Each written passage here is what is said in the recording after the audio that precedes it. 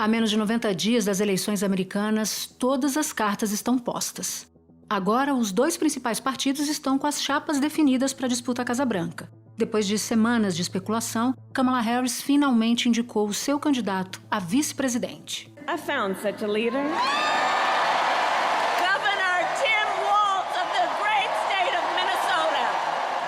A escolha de Tim Walz pela atual vice-presidente e candidata do Partido Democrata à Casa Branca veio pelas redes sociais.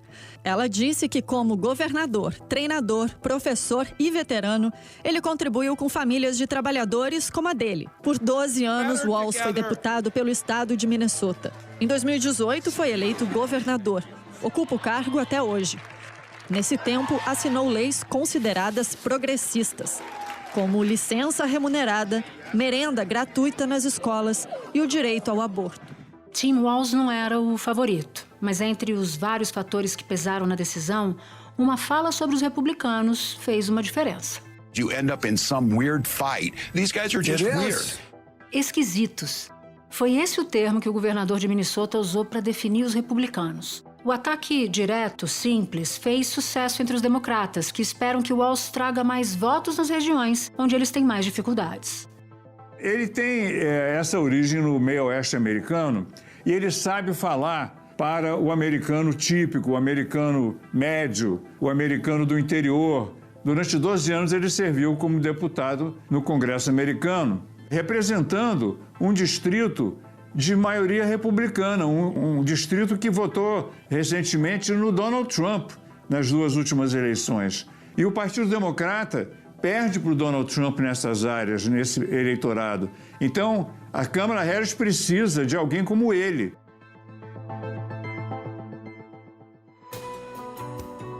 Da redação do G1, eu sou Natuzaneri e o assunto hoje é a cara da campanha de Kamala Harris.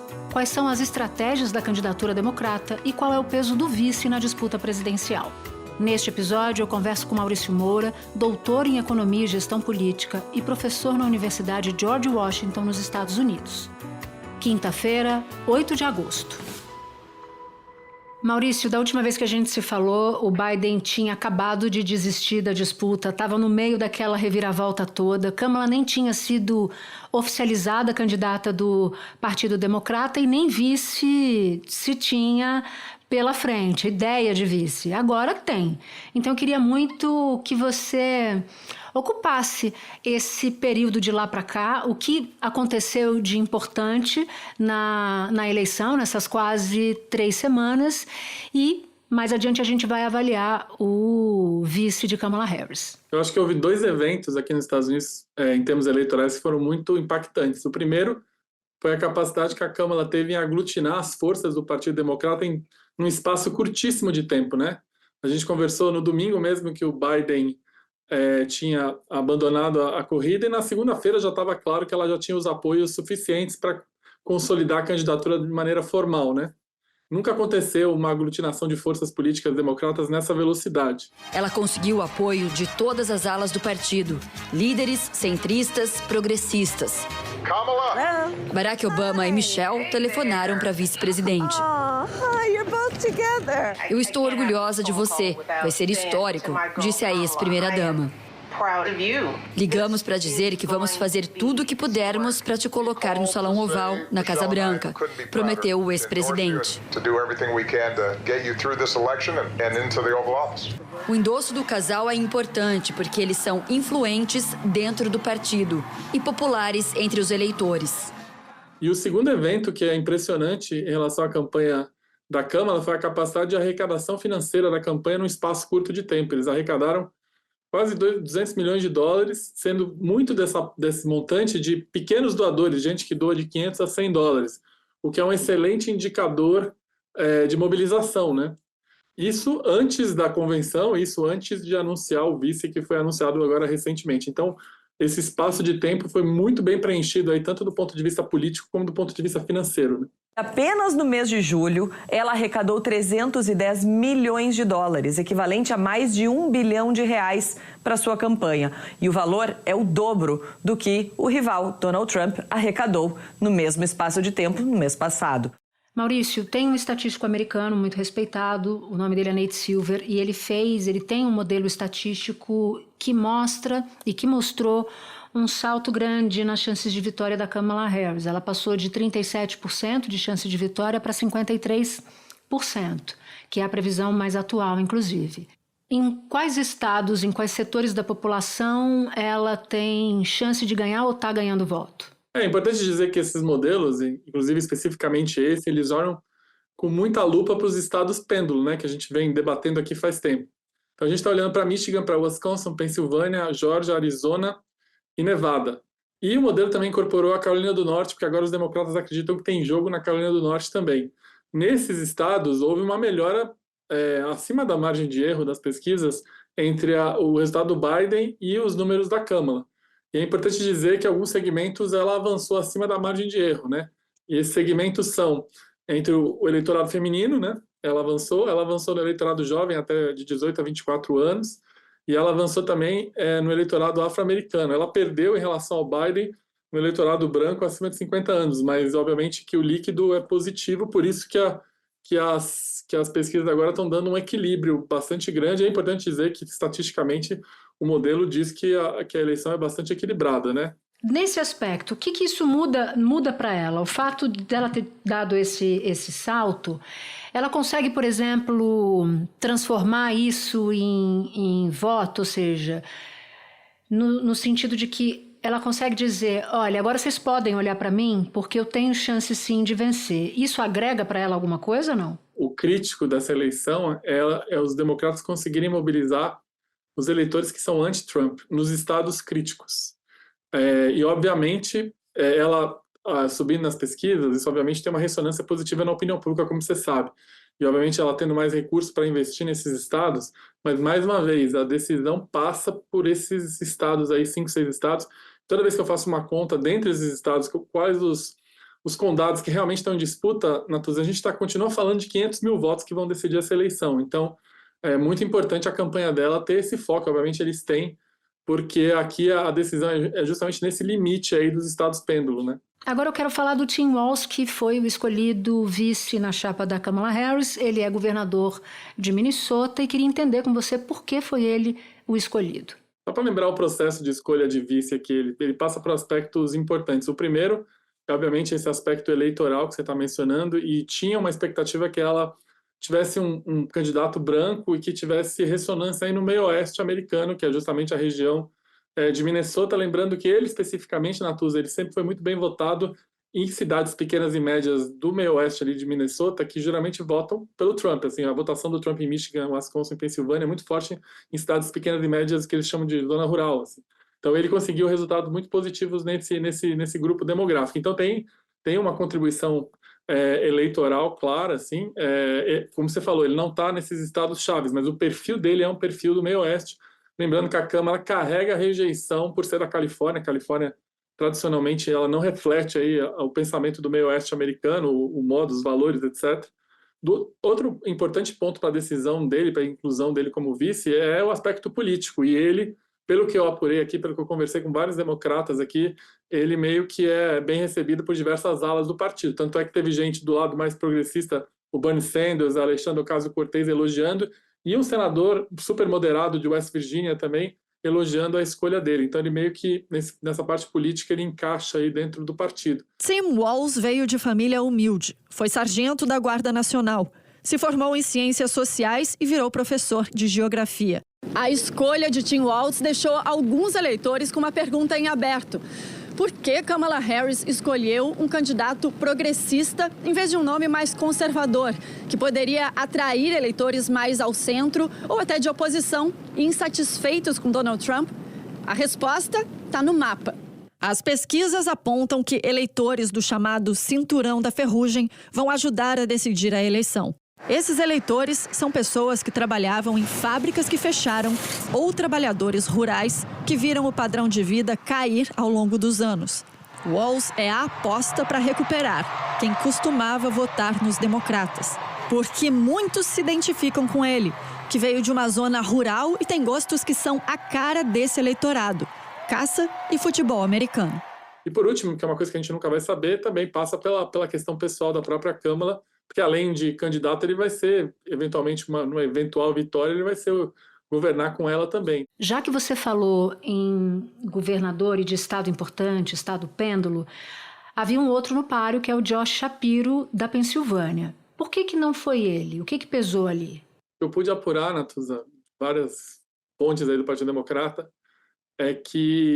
primeiro que o Josh Shapiro está no primeiro mandato dele, né? Na Pensilvânia é diferente do governador do Minnesota, que já está no segundo. Então ele pouco mostrou ainda como governador. Segundo é que ele é meio outsider dentro do Partido Democrata, o Josh Shapiro, de uma ala mais moderada, né? Diferente do governador do Minnesota, que é uma ala mais progressista. Então ele é meio outsider do partido. Então muitas alas do partido não estavam confortáveis com a escolha dele.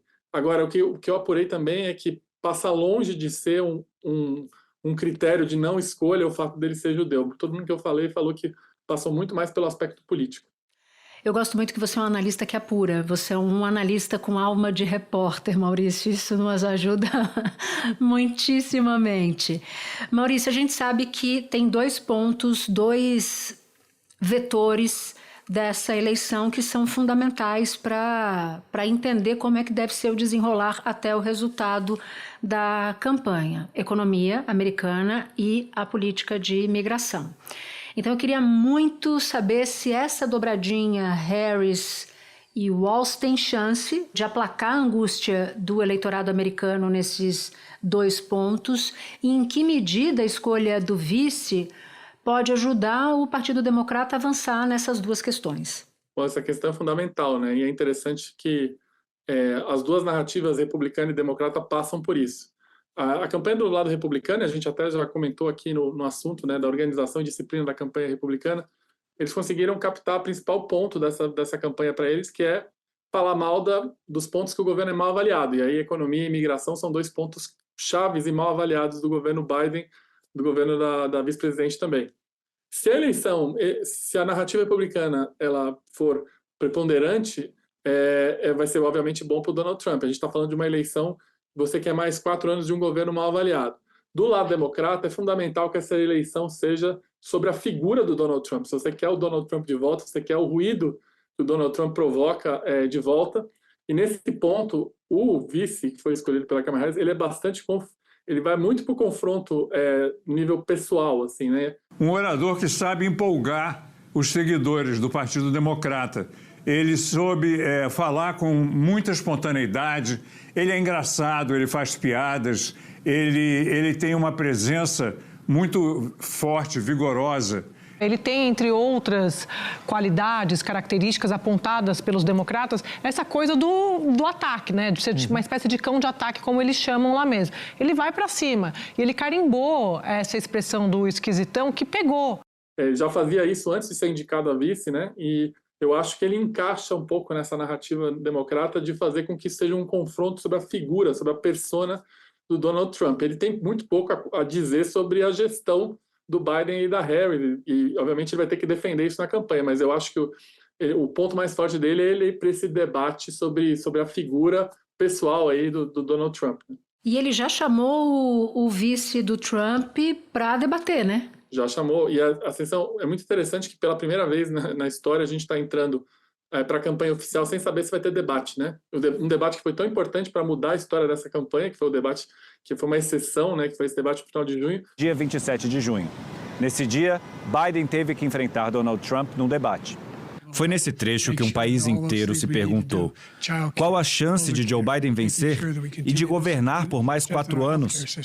Biden estava falando sobre dívida, passou para creches, depois Covid, no encadeamento de ideias sem sentido. Dealing with everything we have to do with, look, if we finally beat Medicare. Na hora, a imprensa americana ferveu. Os principais veículos de comunicação pediam a saída do presidente. Em um editorial, o jornal The New York Times disse que no debate, Biden parecia a sombra do que um dia foi um grande servidor público. O jornal escreveu: o melhor serviço que Biden pode prestar ao país é escolher alguém mais capaz. A gente está entrando agora, a gente não sabe se E antigamente os debates aqui eram organizados por uma comissão independente, não era pelas emissoras, todas participavam, e tinham data marcada, né? Costumava ser 3 debates presidenciais e 1 de vice. A gente tem um debate marcado para setembro, que o Donald Trump claramente não confirmou, e também o J.D. Vance, que é o vice da chapa do Trump, também disse que não vai debater com o agora escolhido vice da Câmara. Então, assim, a gente entra numa era nova, né?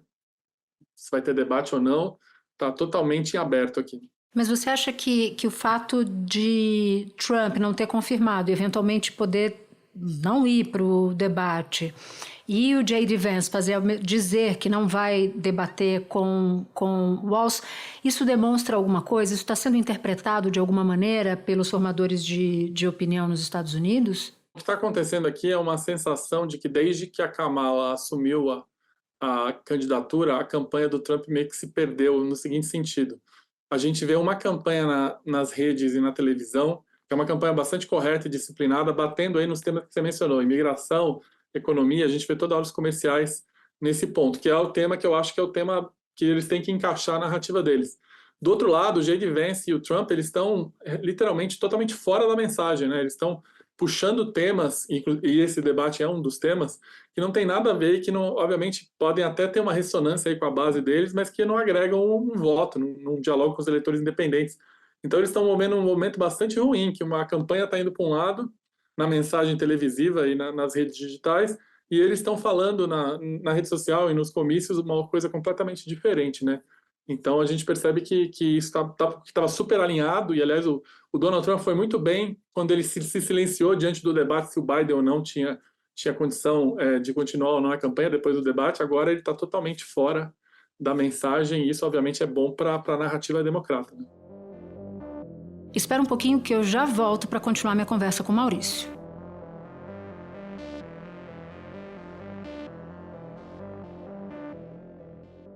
Maurício, olhando das eleições brasileiras, o vice não vira voto quanto as pessoas imaginam, mas ele ajuda ali a compor uma fotografia. Então, eu queria entender se nos Estados Unidos isso funciona também, como aqui no Brasil, até porque falta muito elemento para afirmar que vice muda jogo por aqui. É interessante esse caso do Brasil, né? Porque os vices estão tão importantes na história do Brasil, né? Isso dá muito pouca atenção. Mas no caso dos Estados Unidos é interessante que tem um protocolo assim de escolha de vice histórico, tanto do lado republicano quanto do democrata, que o vice porque como a gente tem 50 eleições estaduais nos Estados Unidos, é o colégio eleitoral, o nível local é muito mais importante que no Brasil, né? Então, tradicionalmente o vice costuma ser complementar em termos de voto, né? Figuras que tentam acessar outras demografias do que o próprio candidato principal. Então, por exemplo, o Ronald Reagan, que era da Califórnia, com o George H. Bush, que era do Texas, o próprio Mike Pence, que era de Indiana, que o Donald Trump é de Nova York e da Flórida. Então, ele sempre tinha essa coisa de complementariedade. Nesse caso, a escolha do J.D. Vance foi completamente fora dessa lógica, porque ele, basicamente, ele não acessa nenhum grupo demográfico além do que o Donald Trump acessava, né? Vance concorreu para o Senado pelo estado de Ohio em 2022 e venceu com o apoio de Trump. Hoje, é um dos maiores defensores do republicano. Numa entrevista à rede de TV americana ABC, disse que não teria certificado os votos que deram a presidência a Joe Biden.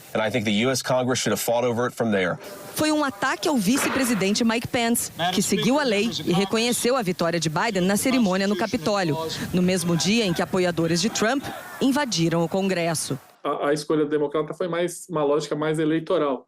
Agora, o que você falou, você tem razão, não tem nenhum trabalho científico que mostre que é o vice que garante aqueles votos a mais. Mas o fato de ter um colégio eleitoral aumenta o incentivo a você ter vices de maneira complementar, né? E no Brasil não necessariamente é verdade. Eu acho até que vices podem atrapalhar eventualmente uma candidatura, né? Mas, de fato, aqui no Brasil não há pelo menos nada dizendo que vice vira jogo.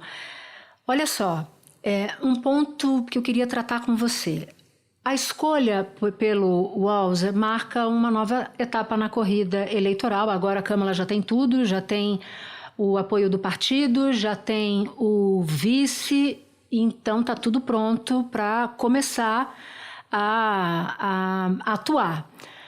Só que a menos de 3 meses para a eleição, o que a gente pode esperar das duas campanhas, Maurício? Você que olha para as duas com tanto cuidado, que estratégia você já consegue ler, identificar tanto da campanha Harris quanto da campanha Trump? Bom, a campanha Harris, está claro que eles vão tentar fazer essa eleição sobre o Donald Trump, as ideias do Donald Trump, as políticas do Donald Trump, e fazer disso um referendo se que as pessoas querem o Trump de volta ou não. E a campanha do Trump, ela estava num caminho bastante correto, que era basicamente criticar o governo e criticar a idade do Biden. A idade do Biden não está mais na pauta.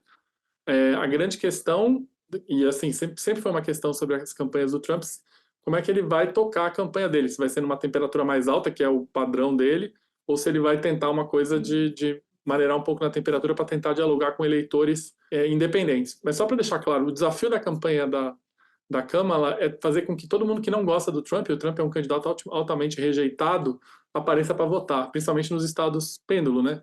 E o desafio da campanha do Trump é fazer com quem não gosta do governo, que reprova esse governo, também apareça para votar nesses estados, e cada um vai usar as suas ferramentas, né? O jogo ficou mais imprevisível, né? Depois da reviravolta do debate, sem sombra de dúvida. Porque a gente estava praticamente sem jogo, né? O Trump estava consolidando o favoritismo dele com lideranças acima da margem de erro nos estados principais, né? E claramente a campanha se falava mais da idade do Biden do que qualquer coisa. Isso é obviamente ótimo para a campanha republicana. Agora não, agora existe uma disputa, não vai ser fácil. Esse é um governo, como você é, mal avaliado. A figura da Kamala não é uma figura bem avaliada nesses estados aí que a gente mencionou. Por outro lado, os republicanos têm um candidato com um índice de rejeição altíssimo por um candidato de oposição. Ele tem a maior rejeição de um candidato de oposição na história dos Estados Unidos. Então, é um terreno bastante novo nessa eleição. Maurício, muito obrigada por ter topado mais uma vez conversar com a gente. Continue trazendo apurações aqui nas suas análises, que a gente adora. Bom trabalho aí. Obrigado, bom trabalho para vocês. Para você que ouviu o episódio até aqui, eu vou te fazer um convite. Participar do canal do G1 no WhatsApp. Por lá você pode ativar as notificações e receber as principais notícias do dia direto no seu celular. Este foi o Assunto, podcast diário disponível no G1, no YouTube ou na sua plataforma de áudio preferida. Comigo na equipe do Assunto estão Mônica Mariotti, Amanda Polato, Carol Lorenzetti, Luiz Felipe Silva, Tiago Kazuroski e Gabriel de Campos. Neste episódio colaborou também Sara Rezende. Eu sou Natuzaneri e fico por aqui. Até o próximo assunto.